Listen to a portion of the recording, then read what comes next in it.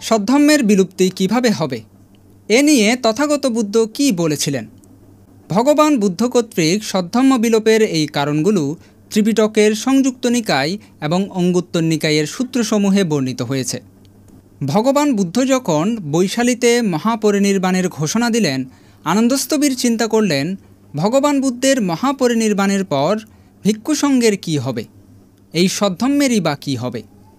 অতঃপর অল্প কিছুদিন পর সদ্ধম্মের ভবিষ্যৎ কী জানার জন্য আনন্দস্তবীর ভগবান বুদ্ধের নিকট উপস্থিত হলেন।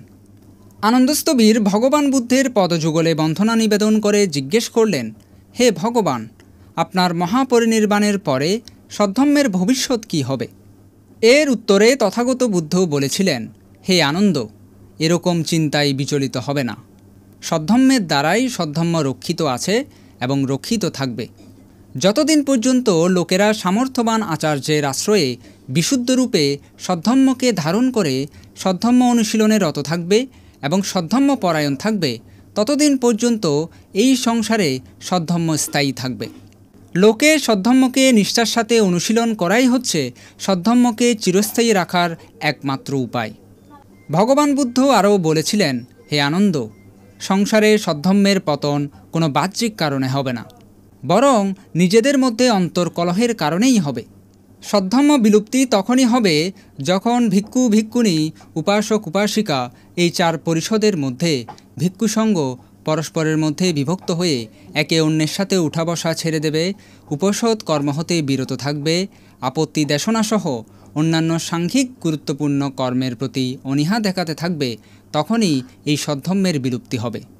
দ্বিতীয় কারণ হচ্ছে, এই চারি পরিষদ সদ্ধম্মের সমানান্তর করে কোনো নকল সদ্ধম্ম প্রতিষ্ঠা করলে, তাদের আলাদা নিয়মনীতি, ধম্মবিনয় ইত্যাদি প্রতিষ্ঠা করলে তখনই সদ্ধম্ম বিলুপ্ত হবে। তৃতীয় কারণটি হচ্ছে, সদ্ধম্মের মূল শিক্ষা শীল, সমাধি এবং প্রজ্ঞাকে উপেক্ষা করে বাহ্যিক আড়ম্বরতাপূর্ণ প্রদর্শন, চমৎকার এবং অলৌকিকতার প্রতি যখন লোকেরা ধাবিত হবে, তখনই এই সদ্ধম্ম বিলুপ্ত হবে।